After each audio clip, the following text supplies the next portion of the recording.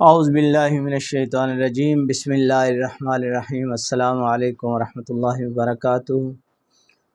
میں ہوں حکیم قاری محمد صفدر اعظمی۔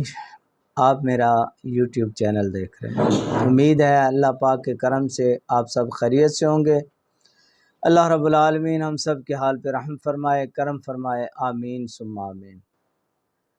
جو نسخہ آج میں لایا ہوں آپ حضرات کے لیے، یہ ہے پس سیل کے لیے۔ پس آتی ہے جو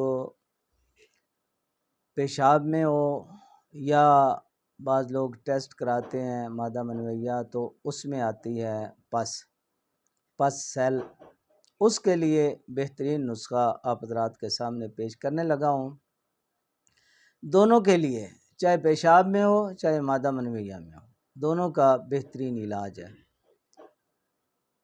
اس میں آپ نے جو چیزیں استعمال کرنی ہیں، جو ادویات، ہلدی لینی ہے آپ نے 100 گرام، آملہ خشک آپ نے لینا ہے 100 گرام، اور گوند کیکر 25 گرام،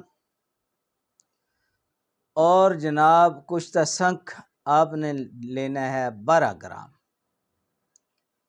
یہ آپ نے تینوں ادویات جو پہلی ہیں، ہلدی، آملہ اور گوند کیکر، ان کو اچھی طرح باریک کر لینا ہے، بالکل جو ہے نا میدے کی طرح بالکل باریک کر کے آخر میں جو ہے وہ کشتہ ملا کے، تو یہ چاروں چیزیں جب مل جائیں تو ان کو 1 گھنٹہ پورا جو ہے پھر کھرل کرنا ہے۔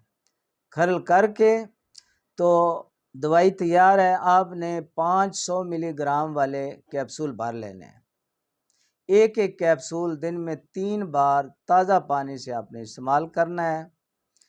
انشاءاللہ پس سیل پیشاب میں ہوں یا مادہ منویہ میں، ختم کرنے کے لیے بہترین نسخہ ہے۔